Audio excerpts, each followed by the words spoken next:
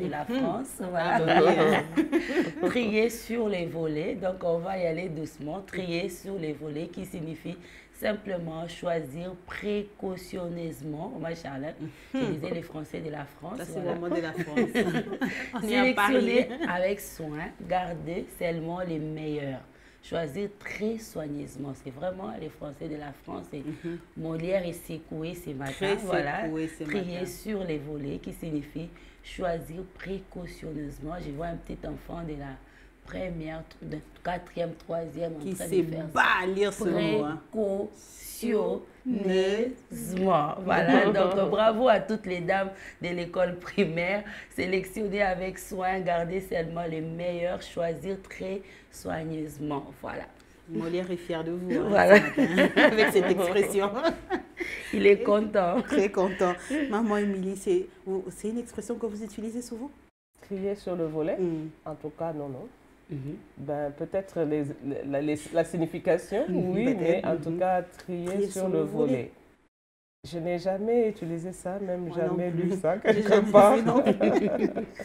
J'étais en train de me dire, on peut dire très bien sur le volet, ces haricots.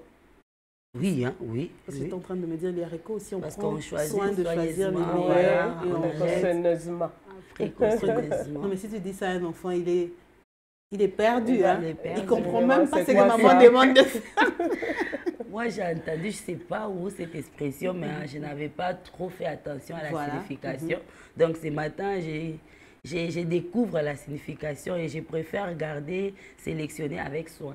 Parce que les autres, là, ça paraît long. Donc, comme je le disais, félicitations aux maîtres de l'école primaire oui, parce c'est pas facile. qu'ils apprennent à nos enfants à lire ces longs mots précautionneusement. C'est quand même un peu long, mais il faut les faire. Trier sur le volet. Il nous arrive de trier sur le volet. En tout cas, souvent dans la vie, maman Émilie. Oui, bon, choisir si on doit choisir précautionneusement.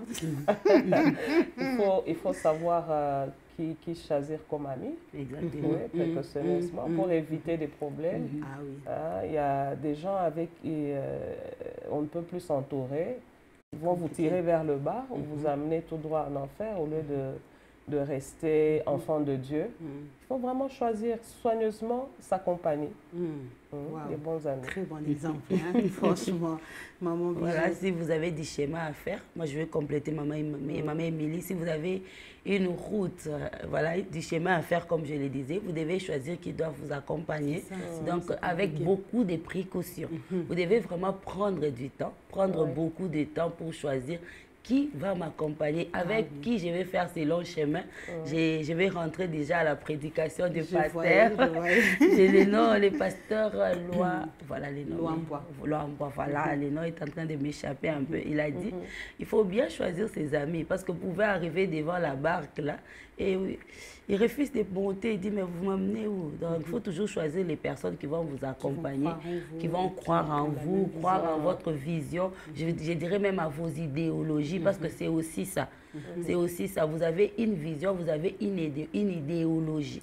Déjà, même dans les mariages, quand on fait le choix du conjoint, ou bien on voit tout ça. Tout à fait. Parce que quand l'homme vient vers la femme et dit, j'ai une vision, je voudrais tant. Quelqu'un qui va épouser la vision. Voilà, il faut une personne qui va épouser la vision, sinon tous les jours, vous allez subir des oppositions, même pour rien. C'est ça. Même pour rien. En fait, le matin, vous vous réveillez, vous avez une vision, votre vision, il faut que le déjeuner soit fait en famille, vous les mangez en famille.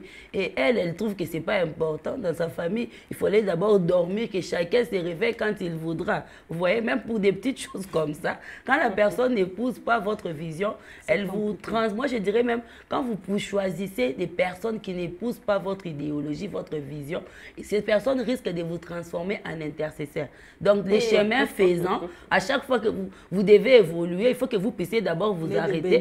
Voilà, là, je vais même prendre l'exemple de Moïse. C'est ça, il est allé chercher des gens qui n'ont pas épousé sa façon de voir avec les seigneurs. Et à chaque fois, il fallait s'arrêter, supplier Dieu pour dire, Seigneur, tu vois, ne les tue pas s'il te plaît. Qu'est-ce que les Égyptiens vont penser de nous? Ils évoluent encore. Il va à la montagne, Dieu lui dit, mais Moïse, tu vois les gens que tu as laissés là en bas, ils sont en train de se fabriquer une statuette. Vous voyez, un veau d'or. Pourquoi? Parce que ce sont les gens qui n'ont pas compris. Au fait, Moïse, lui, il a eu cet entretien avec le Seigneur. Il savait ce que le Seigneur poursuivait, ce que le Seigneur attendait. Mais les autres là, ils sont venus, mais ils n'épousaient pas la vision. Ils avaient leur façon de voir, leur façon de faire et c'était compliqué. Voilà pourquoi j'ai une marche qui devait prendre, je ne sais pas, quelques jours simplement, qui ça s'est transformé en 40 ans. Vous imaginez? Et aujourd'hui, vraiment... C'est quand même difficile. Quand moi j'ai beaucoup. Maintenant, vous imaginez quand vous épousez un homme, une femme qui n'épouse pas votre façon de faire.